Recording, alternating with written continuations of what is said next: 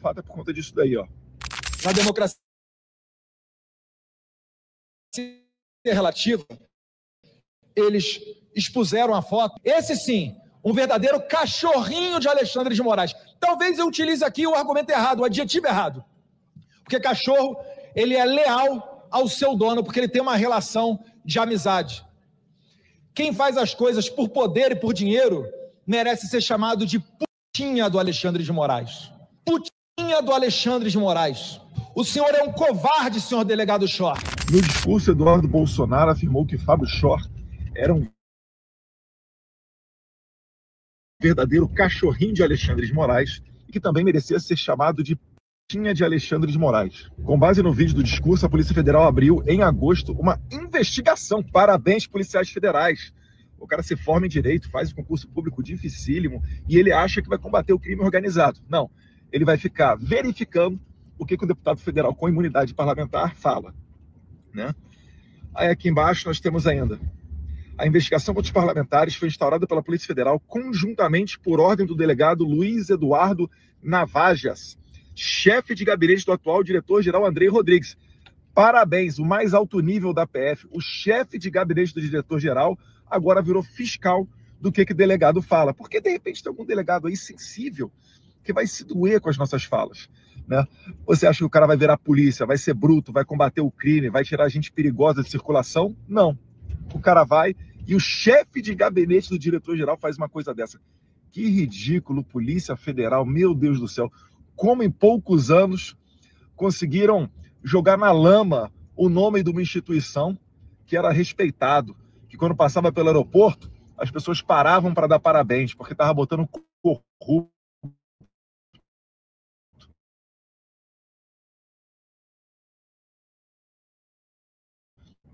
No máximo, velhinha de 78 condenada a 14 anos de prisão. Uma pessoa que sequer consegue arremessar uma pedra está dentro de um presídio, igual como se fosse uma terrorista. Meu Deus do céu. A matéria ainda fala aqui que eu não fui indiciado, porque a Polícia Federal tem uma normativa interna que fala que por crime de injúria, por ser de menor potencial ofensivo, ou seja, crimes que pela nossa lei não dão nem 2 anos de cadeia e comumente acabam sendo trocados na condenação, caso condenados, por cestas básicas ou penas restritivas de direito, e a Polícia Federal tem como base crime de injúria, né? Meu Deus do céu. Mas vamos lá. O artigo 53 da Constituição, ele traz lá: os deputados e senadores são invioláveis, civil e penalmente, por quaisquer de suas opiniões, palavras e votos. Redação dado pela Emenda Constitucional número 2001. O que acontece? Antes de 2001, a palavra quaisquer não tinha no texto constitucional. E aí, o legislador colocou a palavra quaisquer para que não tivesse qualquer sombra de dúvida de que deputados e senadores poderiam falar o que bem entendessem, não só dentro da Câmara dos Deputados, como fora, porque aqui no texto constitucional não fala nada que só da tribuna que eu tenho imunidade. Não, em qualquer coisa. Discurso, entrevista, podcast, praça pública, internet, em qualquer local, eu estou protegido pela imunidade parlamentar. E isso é algo óbvio, porque na base da democracia, como nós que fazemos as leis e representamos parcela da população, a população tem que saber como é que a gente pensa. E eu não posso ter receio de falar algo e evitar, né, que a nossa sociedade melhore as suas leis. Então está lá na base da nossa democracia. Qualquer país que se preze, um deputado e um senador tem imunidade parlamentar para falar. Agora, se fosse para falar só coisas bonitinhas, não precisava do texto constitucional. O texto da imunidade ele serve exatamente para esses casos, onde você beira o crime de injúria, difamação, calúnia, seja lá o que for. Isso era para estar bem claro, mas não está mais. Porque hoje em dia, a nossa democracia está tão de cabeça para baixo, depois das reformas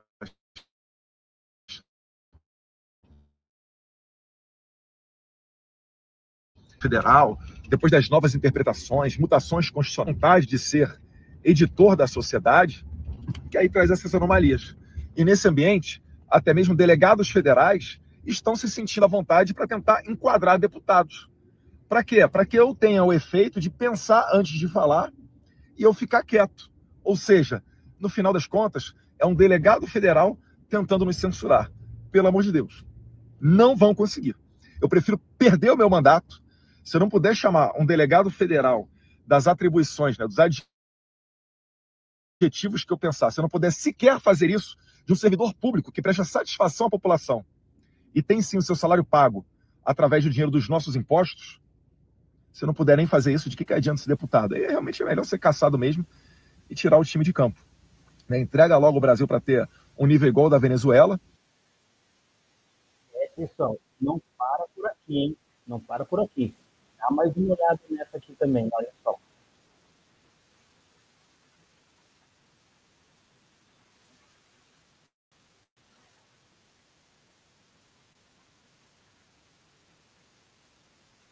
Não estou aqui fazendo crítica ao ministro Moraes, mas essa é uma realidade. Eu seria ingênuo de ignorar isso e hipócrita de negar isso. Ora, o mínimo que se espera numa sociedade democrática, onde se reconhece nas garantias do processo penal o primeiro pavimento da democracia, é que o indivíduo possa ter um julgamento conduzido por alguém imparcial, numa corte competente, que não é o caso. O Supremo, até 2018, estabeleceu um entendimento de que quem não tinha mais mandato não era mais julgado lá. Agora, em 2024, no julgamento da ex-senadora Rose de Freitas, exumaram o entendimento anterior justamente na perspectiva, vamos julgar Bolsonaro e Marielle Franco. A corte mudou agora, a competência que ela havia mudado em 2018. Eu escrevi um artigo, coisa de 15 dias, você leu, inclusive, aqui foi publicado no Globo, onde eu justamente traço uma linha do tempo e da inconstância dessa questão. O Supremo traz para si ou larga a mão conforme uma série de instabilidades políticas. E fica evidente, em 2024, você exuma um entendimento que já estava muito superado e já sabendo que terá o caso de Bolsonaro. Eu me pergunto, que questão de presentes e de vacina está fazendo no Supremo? Ok, então falamos aqui de competência. Depois da competência tem um segundo episódio também que para mim nulifica de morte esse caso. É a questão da prevenção do ministro Moraes. Porque o que acontece? Em 2019 abrem o inquérito das fake news, tá? E a partir daí se abrem subinquéritos com o nome de petições para apurar casos que o ministro distribui para si próprio sob o argumento de conexão probatória com milícias digitais e fake news. E nisso vai vacina, não sei o que isso possa ter a ver com fake news e milícia digital, vai presentes, tá? Também não sei o que possa ter a ver. Então, não é só isso. Além de tudo, todos os casos são direcionados para o mesmo ministro. Ele direciona para ele mesmo. Tá? Terceiro ponto, imparcialidade objetiva. Alguém duvida da inimizade do presidente Bolsonaro com o ministro Alexandre de Moraes? Quero lembrar aqui para os ataques partem de Bolsonaro. Nunca vi o Alexandre de Moraes xingar o Bolsonaro. Não importa, então, Tata, mas... Sim, mas aí o réu escolhe quem vai julgá-lo. É só eu xingar o juiz e dizer ele é meu inimigo. Quando essa inimizade começou, vou lembrar, ele ainda era presidente. Ele talvez tenha sido o único caso da história da PF, que é o historiador da mesa que talvez possa confirmar, talvez tenha sido o único presidente da história que promoveu, subscreveu um pedido de impeachment contra um ministro do Supremo no curso do mandato. Então, partiu do Bolsonaro. Mas não havia processo antes, eles tinham um litígio ali, eles tinham uma briga. Como o ministro reagiu ou não reagiu, com ele. Agora, que essa inimizade ficou clara, o presidente o ofendeu, inclusive, no 7 de setembro. Depois houve toda ali uma arrumação para tentar pacificar. Não, mas é parte do seu cliente. Então, assim, na verdade, eu sou réu. Eu sei que tem um juiz que eu não gosto, cismo que ele é durão, que ele não vai. Então eu vou começar a xingar aquele juiz e dizer, olha, nós somos inimigos. Então eu vou partir por um outro lado, talvez, que...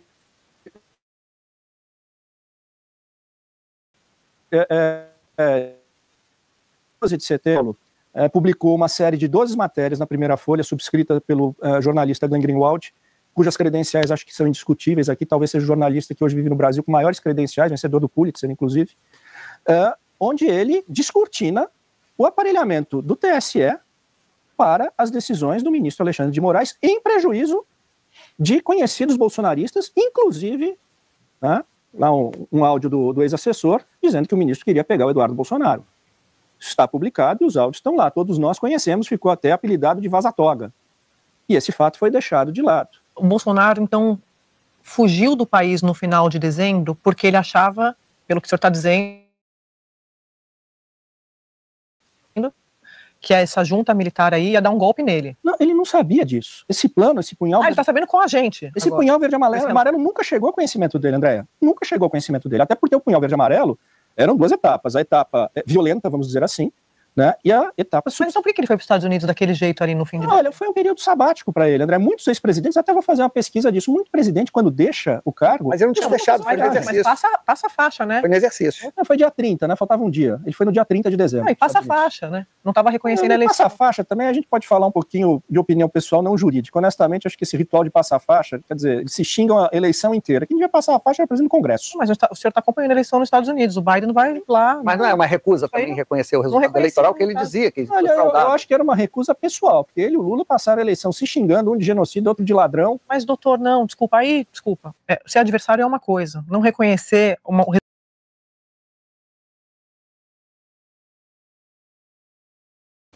Pois é, gente, vamos continuar aqui.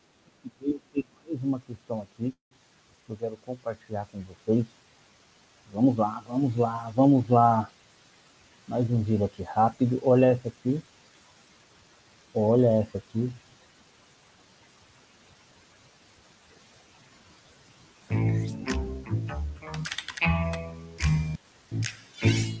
Então, o senhor repete essa última frase, por gentileza.